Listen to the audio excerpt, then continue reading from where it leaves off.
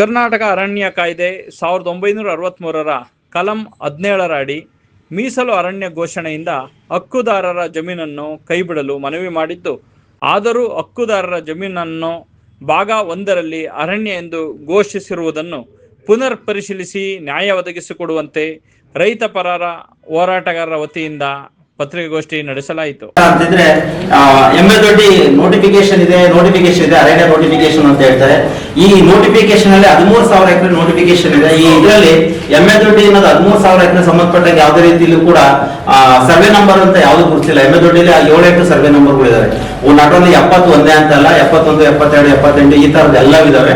ಈ ನೋಟಿಫಿಕೇಶನ್ ಅಲ್ಲಿ ಒಂದು ಸರ್ವೆ ನಂಬರ್ ಕೂಡ ಇಲ್ಲ, ಮತ್ತೆ ಯಾವುದೇ ರೀತಿಯಲ್ಲೂ ಕೂಡ. ಬಟ್ ಅವರು ಇವಾಗ ಸೆಷನ್ 4 ಅಂತ ಆಗಿದೆ ಅಂತ ಹೇಳಿ ಸೆಷನ್ 4 ಇಂದ 5 ನ ಹೊರಡಿಸಿ ಅದನ್ನ 17 ಮಾಡ್ಲಿಕ್ಕೆ ಒಬ್ರು FSO ಸೆಟಲ್ಮೆಂಟ್ ಆಫೀಸರ್ ಅಂತ ಒಬ್ರು ಅಪಾಯಿಂಟ್ ಆಗಿದ್ರು.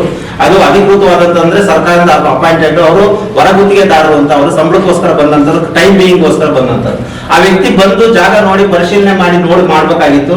13,000 ಎಕರೆ ಅಂತಾರೆ. 13,000 ಎಕರೆಯಲ್ಲಿ ಸರ್ವೆ ನಂಬರ್ ಅವರು 1ರಿಂದ 69 ಅಂತಾರೆ. ಇದ್ರಲ್ಲಿ ಯಾವುದೇ ರೀತಿ ಸರ್ವೆ ನಂಬರ್ ಇಲ್ಲ ನೋಟಿಫಿಕೇಶನ್ ಅಲ್ಲಿ. 70ನ ಸರ್ವೆ ನಂಬರ್ ನೋಟಿಫಿಕೇಶನ್ ಏನಿಲ್ಲ. ಮನಸ್ಸೋ ಇಚ್ಛೆ ಅಂತೆ ಜಾಗಕ್ಕೆ ಬರದಲ್ಲೇ ಇರ್ತಕ್ಕಂಥದ್ದು. ಎಷ್ಟು ಜಾಗ ಈಗ ಟ್ರೆಂಚ್ ಇಂದ ಆಚೆ ಏನಿದೆ ಅದನ್ನ ಮಾತ್ರ ಅವರು ಮಾಡ್ಕೊಳ್ಬೇಕಾಗಿತ್ತು. ಅದನ್ನ ಬಿಟ್ಟು ಆ ವ್ಯಕ್ತಿ ಈಗ ರೈತರಿಗೆ ಸಂಬಂಧಪಟ್ಟಂತ ಪಾಣಿ RTC ಪೊಸಿಷನ್ ಇರ್ತಕ್ಕಂಥ ಜಾಗನೂ ಕೂಡ ಅವರು ಈಗ ಮಾಡ್ಕೊಂಡಿದ್ದಾರೆ. 100 ಚಿಲ್ಲರೆ ಎಕರೆ ಎಷ್ಟನ್ನೇ ಮಾಡ್ಕೊಂಡಿದ್ದಾರೆ. ಟೋಟಲ್ 13,000 ಎಕರೆಯಲ್ಲಿ ಒಂದೇ ಹಂತದಲ್ಲೇ ಮಾಡ್ಬೇಕಾಗಿತ್ತು ಅಂತ ನಮ್ಮ ರಿಕ್ವೆಸ್ಟ್ ಇತ್ತು. ಒಂದೇ ಹಂತ ಭಾಗ 1 ಅಂತಾನೆ ಮಾಡ್ಬೇಕಾಗಿತ್ತು. ಅವ್ರು ಈಗ ಭಾಗ 2 ಅಂತಾನೂ ಕೂಡ ಮಾಡಿ ಹೋಗಿದ್ದಾರೆ. ಒಂದು ಹಂತದಲ್ಲಿ 8,500 ಎಕರೆಯನ್ನ ನಾನು ಒಂದು ಸಲ ಮಾಡ್ತಾ ಇದ್ದೀನಿ, ರಿಸರ್ವ್ ಫಾರೆಸ್ಟ್ ಆಗಿ ಘೋಷಣೆ ಮಾಡ್ತಾ ಇದ್ದೀನಿ. ಇನ್ನು ಉಳಿದಂತ 4,500 ಎಕರೆನ ಮುಂದಿನ ಭಾಗಗಳಲ್ಲಿ ಮಾಡ್ತೀನಿ ಅಂತ ಹೇಳಿ ಆದೇಶ ಮಾಡಿ, ಅಂದ್ರೆ ಒಂದು ಸೈನ್ ಅನ್ನ ಮಾಡಿ ನಡವಳಿಕೆಯನ್ನ ಮಾಡಿ ಮನೆ DC ಅವರಿಗೆ ಎಲ್ಲ ಕಳಿಸಂತ ಕೆಲಸ ಮಾಡಿದ್ದಾರೆ. ಅದು ಅದರಲ್ಲಿ ಏನಪ್ಪಾ ಅಂದ್ರೆ ಈಗ 6 ವರ್ಷ ಆಗಿದೆ. 2000 ಸುದ್ದಿಗೋಷ್ಠಿಯಲ್ಲಿ ರೈತ ಮುಖಂಡ ಸೋಮಶೇಖರ್ ಮಾತನಾಡಿ, ಎಮ್ಮೆದೊಡ್ಡಿ ಗ್ರಾಮದ ಸರ್ವೆ ನಂಬರ್ 70ರ ಕೆಲವು ರೈತರು ತಮ್ಮ ಸ್ವಾಧೀನಾನುಭವದಲ್ಲಿರುವ ಜಮೀನಿಗೆ ಸಂಬಂಧಿಸಿದ ಹಾಗೂ ಅರಣ್ಯ ಇಲಾಖೆ ಕಡೂರು ಅವರಿಗೆ JMF ನ್ಯಾಯಾಲಯ, ಹೈಕೋರ್ಟ್ ಬೆಂಗಳೂರು ರವರಿಂದ ರೈತರ ಪರವಾಗಿ ಆಗಿರುವ ಕೆಲವು ಆದೇಶ ಪ್ರತಿಗಳನ್ನು ನೀಡಿರುತ್ತೇವೆ. ಹಾಗಾಗಿ ಈ ಆದೇಶದ ಪ್ರತಿಯನ್ನು ಸೂಕ್ತ ಪರಿಶೀಲನೆ ಮಾಡಿ ಮತ್ತೊಮ್ಮೆ ಆದೇಶ ಮಾಡಲು ವ್ಯವಸ್ಥಾಪನಾ ಅಧಿಕಾರಿ ಕಡೂರವರಿಗೆ ಕಳಿಸಿ ರೈತರಿಗೆ ನ್ಯಾಯ ಒದಗಿಸಿಕೊಡಬೇಕೆಂದು ಕೋರಿ ಮಾತನಾಡಿದರು. 2020ರಲ್ಲಿ ಅಪಾಯಿಂಟ್ ಆಗಿದ್ದು, ಇಲ್ಲಿ 2026 6 ವರ್ಷಗಳ ಕಾಲ ಎಮ್ಮೆದೊಡ್ಡಿ ಸಮಸ್ಯೆನ ಬಗೆಹರಿಸ 6 ವರ್ಷಗಳ ಕಾಲ ತಗೊಂಡು ಒಂದೇ ಹಂತದಲ್ಲಿ ಬಗೆಹರಿಸ್ತಲ್ಲ 2ನೇ ಹಂತ ಅಂತ ಹೇಳಿದ್ದಾರೆ. ಮತ್ತೆ ಅದು ಸೆಟಲ್ಮೆಂಟ್ ಪ್ರೋಸೆಸ್ ಈಗ ಆಲ್ರೆಡಿ ಮುಗಿದೋಗಿದೆ. ಇನ್ನು ಮುಂದಿನ ದಿನಗಳು ಎಷ್ಟು ವರ್ಷಗಳು ಆಗುತ್ತೋ ಗೊತ್ತಿಲ್ಲ. ನಮಗೆ ಇದುವರೆಗೂ ಕೂಡ ಒಂದು ಕಂದಾಯ ಗ್ರಾಮ ಮಾಡಕ್ ಆಗ್ಲಿಲ್ಲ. ಯಾಕಂದ್ರೆ NOC ಕೊಡ್ಲಿಲ್ಲ ಫಾರೆಸ್ಟ್ ಇಲಾಖೆಯವರು. ಒಂದು ಕಂದಾಯ ಗ್ರಾಮ ಆಗಿಲ್ಲ, ಪಾಣಿ ಪಟ್ಟ ಆಗಿರ್ಬೋದು, ಒಂದು ರಸ್ತೆ ಮಾಡ್ಲಿಕ್ಕೆ ಆಗಿರ್ಬೋದು, ಒಂದು ನೀರು ತರಕ ಆಗಿರ್ಬೋದು, ಎಲ್ಲರಿಗೂ ಅರಣ್ಯ ಅವರು ಡಿಸ್ಟರ್ಬ್ ಮಾಡ್ತಾ ಇದ್ದಾರೆ. ಇನ್ನು 15-20 ವರ್ಷ ಇದನ್ನ ಜೀವಂತ ಉಳಿಸಂತ ಕೆಲಸ ಮಾಡಿಟ್ಟು ಹೋಗಿದ್ದಾರೆ. ಈಗ ನಮ್ಮ ಕೋರಿಕೆ ಏನಪ್ಪಾ ಅಂದ್ರೆ ಒಂದೇ ಹಂತದಲ್ಲಿ ಮಾಡಿ ಮುಗಿಸ್ಬೇಕು. ಈ ಫೈಲ್ ಏನಿದೆ ಅವ್ರ ಸೈನ್ DC ಅವ್ರ ಮೂಲಕ ಹೋಗಿರುತ್ತೆ.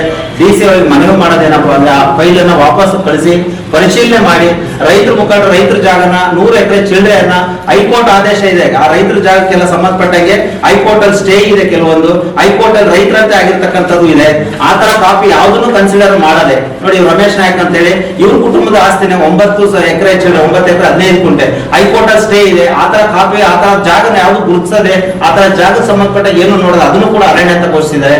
ಈ ಗುದ್ದಾಗ ನನ್ನ ಹೆಸರಲ್ಲಿ, ನನ್ನ ತಾತನ ಹೆಸರಲ್ಲಿರ್ತಕ್ಕಂಥ ಆಸ್ತಿ ನಾನು ಕೂಡ ಹೈಕೋರ್ಟ್ ಅಲ್ಲಿ ಸ್ಟೇನ ತಂದು ಅದ್ರ ಜೊತೆಲಿ ಇದನ್ನ ಜಂಟಿ ಸರ್ವೆ ಅಂತೇಳಿ DC ಮೂಲಕನೇ ಆದೇಶ ಆಗಿದೆ. ಆ ಜಂಟಿ ಸರ್ವೆ ಕಾಪಿಯನ್ನು ಕೂಡ ಕನ್ಸಿಡರ್ ಮಾಡದೆ ಅದನ್ನು ಕೂಡ ಅರಣ್ಯ ಭಾಗ 1 ರಿಸರ್ವ್ ಫಾರೆಸ್ಟ್ ಅಂತ ಮಾಡ್ಕೊಂಡಿದ್ದಾರೆ ಅವ್ರ ಅನುಕೂಲ ತಕ್ಕನಾಗಿ. ಅದ್ರ ಜೊತೆಲಿ ಏನಪ್ಪಾ ಅಂದ್ರೆ ಈಗ ಇದು ಅರಣ್ಯ ಅಮೆಂಡ್ಮೆಂಟ್ ಆಗ್ತಾ ಇದೆ. ಆಕ್ಚುಲಿ 1996ರ ಹಿಂದೆ 12/12/1996ರ ಹಿಂದೆ ಏನಾದ್ರು ರೈತರು ಏನಾದ್ರು ಗ್ರಾಂಟ್ ಆಗಿದ್ರೆ, ಯಾವುದೇ ಇಲಾಖೆ ಗ್ರಾಂಟ್ ಆಗಿ ತಹಸೀಲ್ದಾರ್ ಆಗಿರ್ಬೋದು, ಮತ್ತೆ ಯಾರು AC DC ಗ್ರಾಂಟ್ ಕೊಟ್ಟಿದ್ರೆ ಅದ್ರ ಬೇಸ್ ಅಲ್ಲಿ ಅದು ಸಿಂಧು ಅಂತೇಳಿ ಅದು ಅರಣ್ಯ ಕಾಯ್ದೆ ಇದರಲ್ಲೇ ಇದೆ. ಅದನ್ನು ಕೂಡ ಯಾವ್ದು ಕನ್ಸಿಡರ್ ಮಾಡದೆ ರೈತರಾಗ್ತಾ ಇರ್ತಕ್ಕಂಥ ಪಾಣಿ RTC ಯಾವ್ದನ್ನು ಕನ್ಸಿಡರ್ ಮಾಡದೆ ಮನಸ್ಸೋ ಇಚ್ಛೆ ಅಂತೆ ರೈತರನ್ನೆಲ್ಲ ಒಕ್ಕಲೆಬ್ಬಿಸುವಂತ ಕೆಲಸ, ರಿಸರ್ವ್ ಫಾರೆಸ್ಟ್ ಸೇರಿಸುವಂತ ಕೆಲಸಗಳನ್ನ ಮಾಡ್ಕೊಂಡಿದ್ದಾರೆ. ಮುಂದಿನ ದಿನಗಳಲ್ಲಿ ಅದನ್ನು ಏನ್ ಸೈನ್ ಮಾಡಿ ಹೋಗಿದ್ದಾರೆ, ನೆಕ್ಸ್ಟ್ ಹಂತಕ್ಕೆ ಹೋದಾಗ ಅದು ವಾಪಸ್ ಕಳಿಸ್ಕೊಡ್ಬೇಕು, ಪರಿಶೀಲನೆ ಮಾಡಿ ರೈತರ ಜಾಗನ ಬಿಡಬೇಕು ಅನ್ನೋದು ನಮ್ಮ ಮನವಿ. ಅದಕ್ಕೆ ಸಂಬಂಧಪಟ್ಟಾಗ ಎಲ್ಲರೂ ಕೂಡ ಕ್ಲೈಮ್ ಮಾಡ್ಕೊಂಡಿದೀವಿ. ನಾವು ಆಲ್ರೆಡಿ ಸೆಟಲ್ಮೆಂಟ್ ಆಫೀಸ್ಗೆ ಹೋಗಿ ಎಲ್ಲರೂ ಕೂಡ ಕ್ಲೈಮ್ ಮಾಡ್ಕೊಂಡಿದೀವಿ. ಇದು ನಮ್ಮ ಆಸ್ತಿ, ನಮಗೆ ಇದಕ್ಕೆ ಸಂಬಂಧಪಟ್ಟಂಗೆ RTC ಇದಕ್ಕೆ ಸಂಬಂಧಪಟ್ಟಂಗೆ ಎಲ್ಲರೂ ಕೂಡ ಕೊಟ್ಟು ಅವರು ಸೆಟಲ್ಮೆಂಟ್ ಆಫೀಸರ್ ಕಡೆ ಒಂದು ರಿಸೀವ್ ಮಾಡಿದೀವಿ. ಆಲ್ರೆಡಿ ಸೆಟಲ್ಮೆಂಟ್ ಪ್ರೋಸೆಸ್ ಆಲ್ರೆಡಿ ಸರ್ಕಾರದಿಂದ ವಾಪಸ್ ತಗೊಂಡಿದ್ದಾರೆ. ಹೀಗಾಗಿ ಭಾರಿ ಒಂದು ನುಂಗಲಾರದ ತುತ್ತಾಗಿ ರೈತರು ಮರಣ ಶಾಸನ ಮಾಡಿದ್ದಾರೆ. ದಯವಿಟ್ಟು ಮಾನ್ಯ DC ಅವರಿಗೆ ನಮ್ಮ ಒಂದು ರಿಕ್ವೆಸ್ಟ್ ಏನಪ್ಪಾ ಅಂದ್ರೆ, ಈಗ ಈ ಹಂತದಲ್ಲೇ ಆ ಫೈಲನ್ನು ವಾಪಸ್ ಹಾಕಿ ಪರಿಶೀಲನೆ ಮಾಡಿ ರೈತರ ಜಾಗ ಗುರುತಿಸಿ, ಜೊತೆಲಿ ಊರು ಗ್ರಾಮ ಎಲ್ಲರೂ ಕೂಡ ಬಿಟ್ಟಿದೀವಿ ಅಂತೇಳಿ. ಯಾಕೆಂದ್ರೆ 9,000 ಎಕರೆ ಕಂದಾಯ ಗ್ರಾಮಕ್ಕೆ ಅಮೃತ್ ಮಾಲಿಂದ ಕಂದಾಯ ಗ್ರಾಮ ಕಂದಾಯ ಇಲಾಖೆಯಿಂದ. ಸುದ್ದಿಗೋಷ್ಠಿಯಲ್ಲಿ ಸೋಮಶೇಖರ್, ಮಂಜುನಾಥ್, ರಮೇಶ್ ನಾಯಕ್, ನಂಜುಂಡಿ, ಹೇಮಂತ್ ಕುಮಾರ್ ಮುಂತಾದವರು ಉಪಸ್ಥಿತರಿದ್ದರು.